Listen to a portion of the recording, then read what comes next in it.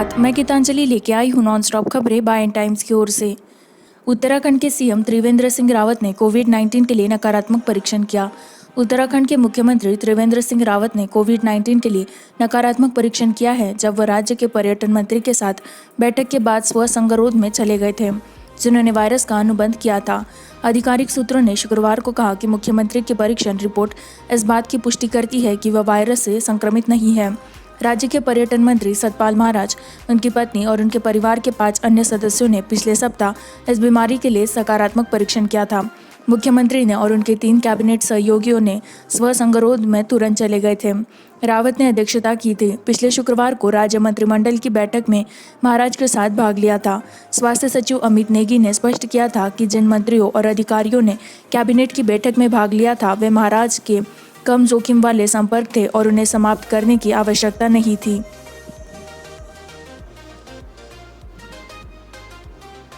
केरल में हाथी की हत्या को सांप्रदायिक रंग देने वाली भाजपा कांग्रेस ने गुरुवार को केरल में एक गर्भवती हाथी की हत्या के लिए भाजपा को सांप्रदायिक रंग देने का आरोप लगाया और कहा कि भगवा पार्टी के नेता जानबूझकर इस मुद्दे पर गलत जानकारी फैला रहे हैं।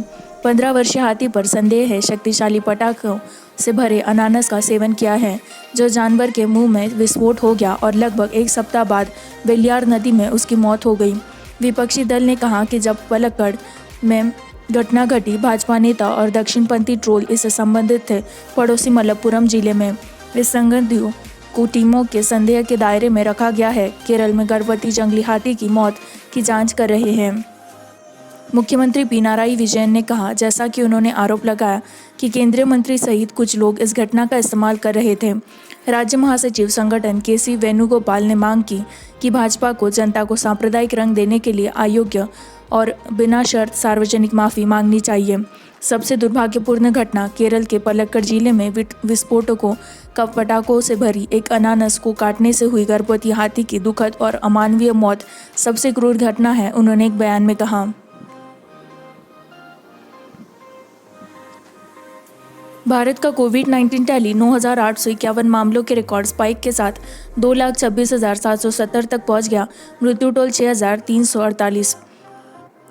भारत ने केंद्रीय स्वास्थ्य मंत्रालय के अनुसार देश भर में 9,851 कोरोना वायरस मामलों में रिकॉर्ड तोड़ और 273 मौतों का रिकॉर्ड देखा, जिसमें देश भर में 2,26,770 लोगों की मौत हो गई और 6,348 लोगों की मौत हो गई। सक्रिय कोविड-19 मामलों की संख्या स्वास्थ्य मंत्रालय के एक वरिष्ठ अधिकारी ने बताया कि 1,10,960 लोगों ने इस बीमारी की चपेट में आकर 1,09,461 लोगों को ठीक किया है और एक मरीज ने पलायन किया है। इस प्रकार लगभग 48.27% मरीज अब तक ठीक हो चुके हैं। गुरुवार की सुबह से 273 मौतें हुई।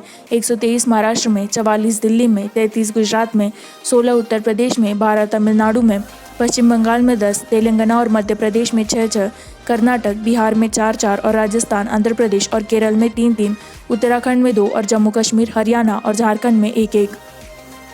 कुल 6,348 लोगों की मौत के बाद महाराष्ट्र 2,710 मौतों के साथ पहले स्थान पर है, जबकि गुजरात में 1,155 लोग मारे गए। दिल्ली 650 मध्य प्रदेश के साथ है, 377 के साथ पश्चिम बंगाल, 355 के साथ उत्तर प्रदेश, 245 के साथ तमिलनाडु, 220 के साथ राजस्थान, 213 के साथ तेलंगाना, 105 और आंध्र प्रदेश 71 मौतों के साथ। मृत्यु का आंकड़ा कर्नाटक में 57 और पंजाब में 47 पर पहुंच गया।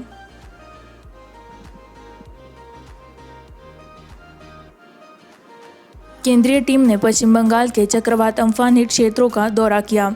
एक केंद्रीय दल ने शुक्रवार को पश्चिम बंगाल के दक्षिण और उत्तर 24 परगना जिलों में कई क्षेत्रों का दौरा किया जो चक्रवात अम्फान के कारण हुए नुकसान का आकलन करने के लिए था।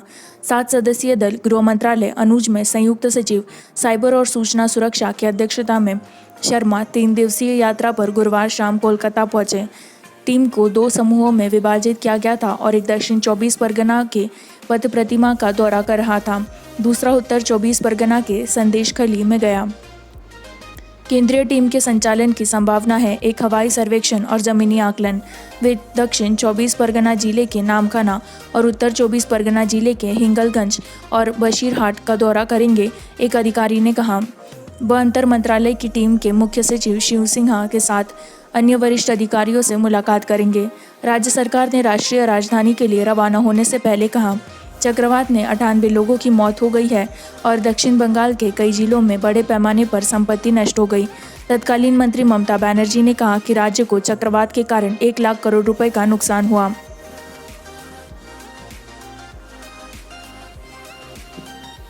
13,000 से अधिक मोबाइल फ़ोन एक ही IMEI पर चलते पाए गए, निर्माता ने बुक किया। मेरठ पुलिस ने गुरुवार को दावा किया कि देश में लगभग 13,500 मोबाइल फ़ोन एक ही IMEI पर चल रहे हैं।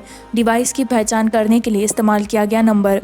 मोबाइल फ़ोन निर्माण कंपनी और इसके सेवा केंद्र के खिलाफ धोखाधड़ी का मामला दर्ज किया है, पुलिस ने कहा। मेरठ के पुलिस अधीक्षक शर अखिलेश एन सिंह ने कहा कि जांच के लिए पुलिसकर्मियों ने अपना मोबाइल फ़ोन स्टाफ को साइबर क्राइम सेल में दे दिया क्योंकि नया फ़ोन ठीक से काम नहीं कर रहा था। साइबर सेल ने पाया 13,500 अन्य मोबाइल फ़ोन भी उसी international mobile equipment identity IMEI पर चल रहे हैं, जैसा कि पुलिस कर्मियों के फ़ोन पर होता है, पुलिस अधीक्षक ने कहा। उन्होंने कहा कि मामला एक गंभीर सुरक्षा का मुद्दा है। क्रीमा फैसले की ओर से यह लापरवाही प्रतीत होती है। सिंह ने कहा कि मोबाइल फ़ोन कंपनी और अपराधी इसका फ़ायदा उठा सकते हैं।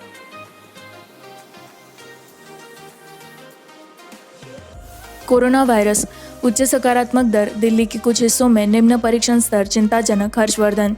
कोविड-19 मामलों और राष्ट्रीय राजधानी में बढ़ती घटनाओं के साथ केंद्रीय स्वास्थ्य मंत्री हर्षवर्धन ने परीक्षण को तेज करने, आक्रामक निगरानी, संपर्क अनुरेखण और कड़े नियंत्रण और परिधि नियंत्रण उपायों के साथ युग्मित करने की आवश्यकता पर बल दिया। उच्च स्तरीय बैठक की अध्यक्षता करने वाले वर्धन गुरुवार को दिल्ली में उपन्यास कोरोना वायरस संक्रमण की रोकथाम और नियंत्रण के लिए तैयारियों की समीक्षा के लिए वीडियो कॉन्फ्रेंसिंग के माध्यम से राष्ट्रीय राजधानी के सभी जिलों में कोविड-19 से प्रभावित होने और कई जिलों में उच्च सकारात्मकता दर और कम परीक्षण स्तरों पर चिंता व्यक्त की गई। केंद्रीय स्वास्थ्य मंत्रालय के आंकड़ों के अनुसार दिल्ली में गुरुवार को सुबह 8 बजे तक कोविड-19 और 23,645 मामलों के कारण 606 मौतें हुई हैं। कई जिलों में उच्च सकारात्मकता दर और कम परीक्षण स्तर चिंताजनक है, वर्धन को एक कहावत के रूप में उद्धृत किया गया था। स्वास्थ्य मंत्रालय का बयान। दिल्ली में औसत परीक्षण या मिलियन आबादी 218 थी। कुछ जिले जैसे उत्तर पूर्व 517 परीक्षण प्रति जनसंख्या। उन्होंने कहा कि ND दक्षिण पूर्व नीचे था। पिछले हफ्ते दिल्ली की सकारात्मकता दर 25.7% थी। कई जिलों ने 38% से ऊपर के आंकड़े दर्ज किए।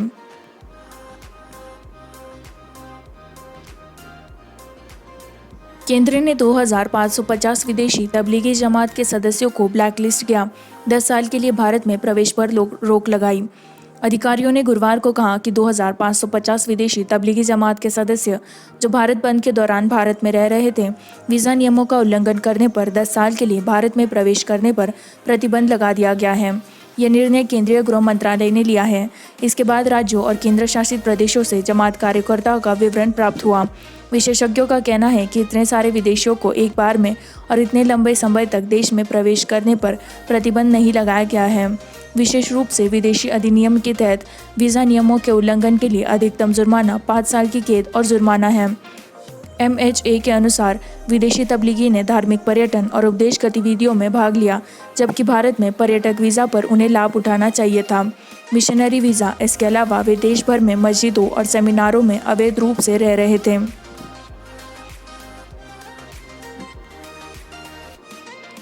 NDRF की टीमों ने महाराष्ट्र में चक्रवात प्रभावित रत्नागिरी में बहाली का काम शुरू किया। चक्रवात निसर्ग ने कल रत्नागिरी में भूस्खलन किया, जिसके बाद राष्ट्रीय आपदा प्रतिक्रिया बल NDRF के जवानों ने गुरुवार को जिले के मंडनगढ़ इलाके में बहाली का काम किया। NDRF की टीम को उस तनाव को दूर करते हुए देखा गया जो चक्रवात के कारण आई तेज हवाओं से उठी और गिर गई थी सड़कों पर ट्रैफिक जाम के कारण। NDRF की कुल 43 टीमें चक्रवात के मद्देनज़र तैनात की गई, जिनमें महाराष्ट्र में 21 और गुजरात में 16 शामिल हैं। भारत के मौसम विभाग IMD ने गुरुवार को अनुमान लगाया कि दमन और दीव के कई राज्यों के साथ साथ लगभग 40,000 लोगों को दमन और दीव से निकाला दिया गया था। चक्रवात निसर्ग अब पश्चिम विदर्भ क्षेत्र में एक अवसाद है और आगे कमज़ोर होगा। सोनू सूद ने चक्रवात निसर्ग से प्रभावित 28,000 वंचितों को मदद की पेशकश की। अभिनेता सोनू सूद ने गुरुवार को कहा कि उन्होंने और उनकी टीम ने तटीय रेखा के करीब रहने वाले 28,000 लोगों को भोजन और पुनर्वास प्रदान किया जब चक्रवात निसर्ग ने मुंबई का रुख किया। चक्रवात ने भारत की वित्तीय राजधानी को चौपट कर दिया, जो पहले से ही कोविड-19 महामारी के तहत पर रही है। बुधवार को अलीबाग से सटे इलाके के पास भूस्खलन होने के बाद महामारी के कारण अपने घर लौटने के लिए प्रवासी कामगारों के लिए परिवहन सुविधाओं की व्यवस्था कर रहे सूद ने कहा, वे लोगों को सुरक्षा के लिए नगरपालिका स्कूलों और कॉलेजों में ले गए हैं। कठिन समय का सामना कर रहे हैं और इससे लड़ने का सबसे अच्छा तरीका एक दूसरे की सबसे मजबूत समर्थन प्रणाली है। मेरी टीम और मैंने पूरे मुंबई के तटीय क्षेत्रों के 28,000 से अधिक लोगों को भोजन वितरित किया है और उन्हें विभिन्न स्कूलों और कॉलेजों में पुनर्वासित किया है। हम ये सुनिश्चित कर रहे हैं ये सभी सुरक्षित हैं, सूद ने यहाँ एक बयान में कहा। अभिनेता ने असम के 200 से अधिक प्रवासियों की भी मदद की है जो चक्रवात निसर्ग के कारण मुंबई में बेघर और फंसे हुए थे। कोविड-19 संकट में विवेकपूर्ण तरीके से संसाधनों का उपयोग करने की आवश्यकता, किसी भी नई योजना की शुरुआत न करे, वित्त मंत्री। वित्त मंत्रालय ने सभी मंत्रालयों और विभागों को चालू वित्त वर्ष में कोई भी नई योजना शुरू नहीं करने के लिए कहा है और कहा कि कोविड-19 संकट के मद्देनज़र संसाधनों का विवेकपूर्ण उपयोग करने की आवश्यकता है। प्रधानमंत्री गरीब कल्याण योजना के तहत योजनाएं पैकेज, आत्मनिर्भर भारत अभियान पैकेज और किसी अन्य विशेष पैकेज या घोषणा को आवंटित किया जाएगा। व्यय विभाग द्वारा एक कार्यालय ज्ञापन के अनुसार जो वित्त मंत्रालय के अंतर्गत आता है, योजनाएं जो पहले से ही वित्तीय वर्ष के लिए अनुमोदित है निलंबित रहेगी। अगले साल 31 मार्च तक या आगे के आदेश। इसमें उन योजनाओं को भी शामिल किया जाएगा जिनके लिए सैद्धांतिक मंजूरी विभाग द्वारा दी गई है। यह सराहना की जा सकती है कि कोविड-19 महामारी के मद्देनज़र सार्वजनिक वित्तीय संसाधनों पर अभूतपूर्व मांग है और संसाधनों का विवेकपूर्ण उपयोग करने की आवश्यकता है। उभरती और बदलती प्राथमिकताओं के अनुसार व्यय विभाग ने कहा कि यह विभिन्न मंत्रालयों या विभागों से सैद्धांतिक मंजूरी के लिए कई नए प्रस्ताव प्राप्त कर रहा है।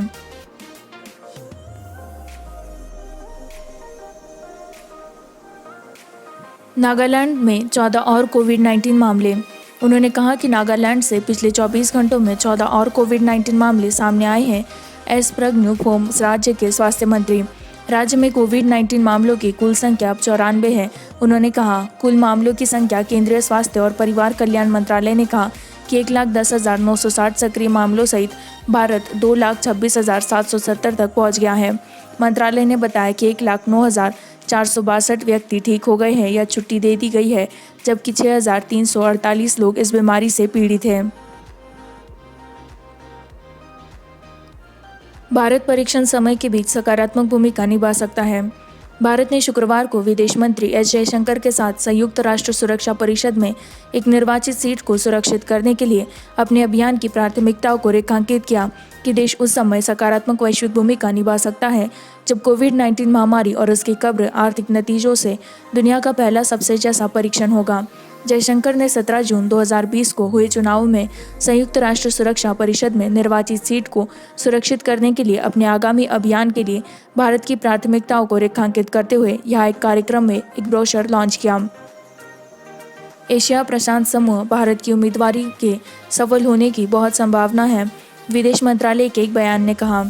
यदि निर्वाचित होता है तो यह संयुक्त राष्ट्र सुरक्षा परिषद में भारत का 8वां कार्यकाल होगा और यह 2 साल का कार्यकाल जनवरी 2021 में शुरू होगा। जब से हम सुरक्षा परिषद में अंतिम बार चुने गए हैं, हम अंतर्राष्ट्रीय शांति और सुरक्षा के लिए 4 बहुत अलग चुनौतियों का सामना कर रहे हैं। अंतर्राष्ट्रीय शासन की सामान्य प्रक्रिया। जयशंकर ने कहा कि जैसे जैसे तनाव बढ़ता जा रहा है, वैसे वैसे पारंपरिक और गैर पारंपरिक सुरक्षा चुनौतियां बढ़ती जा रही है। आतंकवाद लगातार बढ़ता जा रहा है। विश्व पर्यावरण दिवस। पर्यावरण मंत्री प्रकाश जावड़ेकर ने शहरी वन कार्यक्रम का शुभारंभ किया। विश्व पर्यावरण दिवस के अवसर पर पर्यावरण, वन और जलवायु परिवर्तन मंत्री प्रकाश जावड़ेकर ने शुक्रवार को भारत के 200 निगम शहरों में शहरी वन कार्यक्रम का शुभारंभ किया। हमारे पास ग्रामीण क्षेत्रों में वन है, लेकिन शहरी क्षेत्रों में ज़्यादा नहीं है। कई शहरों में 2 से 3 जंगल है, लेकिन हमें और अधिक की आवश्यकता है। इसलिए हमने शहर वनों की योजना शुरू की है। शहरों में बगीचे हैं, लेकिन जंगल नहीं है। हमें जंगल बनाने होंगे, इसलिए हमने भारत के 200 निगम शहरों में शहरी वन कार्यक्रम शुरू करने का फैसला किया। विश्व पर्यावरण दिवस पर 2020 के आभासी उत्सव में जावड़ेकर ने कहा, हम इसे कम से कम करने और वहाँ न्यूनतम सेवाओं को आगे बढ़ाने के लिए कुछ धनराशि देंगे। हमें शहरों में वन भूमि और नीच भूमि का नक्शा दें। शहरी वन या लोगों का आंदोलन बन जाता है। मैं सभी से मिलकर काम करने की अपील करता हूँ। हम लोगों की भागीदारी और विभिन्न शहरी शहरों में पीपीपी मोड में अच्छे जंगल बनाने के लिए पुरस्कार देने की सोच रहे हैं।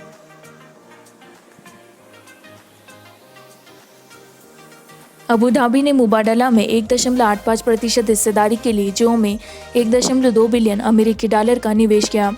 अबू धाबी का दूसरा सबसे बड़ा निवेशक समूह मुबादला रिलायंस के जियो प्लेटफॉर्म में $1.2 बिलियन 9,093.6 करोड़ रुपए का निवेश करेगा, जिसमें कुल निवेश $87,655.35 करोड़ की डिजिटल यूनिट में संयुक्त 19% हिस्सेदारी के लिए 1.85% हिस्सेदारी है। नवीनतम सौदा अप्रैल के बाद से छठा है, जिसमें 4.91 लाख करोड़ रुपए के इक्विटी मूल्य पर जियो प्लेटफॉर्म का मूल्य है और 5.16 लाख करोड़ रुपए का उद्यतम मूल्य है। विशालकाय फेसबुक, जिसने $5.7 बिलियन में जियो में 9.99% हिस्सेदारी खरीदी थी, 574 करोड़ जियो प्लेटफॉर्मों में पहला निवेशक था, जिसके बाद ग्लोबल प्राइवेट इक्विटी फंड्स ने 4 अन्य निवेश किए, जिसमें सिल्वर लेक पार्टनर्स का निवेश 1.15% हिस्सेदारी के लिए था। विस्टा इक्विटी पार्टनर्स का 2.32% हिस्सेदारी के लिए 11,367 करोड़ रुपए का निवेश था। जनरल अटलांटिक 1.34% हिस्सेदारी के लिए 6,598.38 करोड़ रुपए, केकेआर का 2.32% हिस्सेदारी के लिए 11,367 करोड़ रुपए का निवेश। अबू धाबी के साथ अपने लंबे समय तक संबंधों के माध्यम से मैंने व्यक्तिगत रूप से मुबादला के काम का प्रभाव विविधीकरण और वैश्विक स्तर पर जुड़ने में देखा है। यूएई की ज्ञान आधारित अर्थव्यवस्था RIL के अध्यक्ष मुकेश अंबानी ने एक बयान में कहा। इसी के साथ मैं संवाददाता गीतांजलि आपसे विदा लेती हूँ। इसी तरह की नॉनस्टॉप खबरों को जारी रखने के लिए बाइंग टाइम्स हिंदी को लाइक करें, सब्सक्राइब करें, शेयर करें।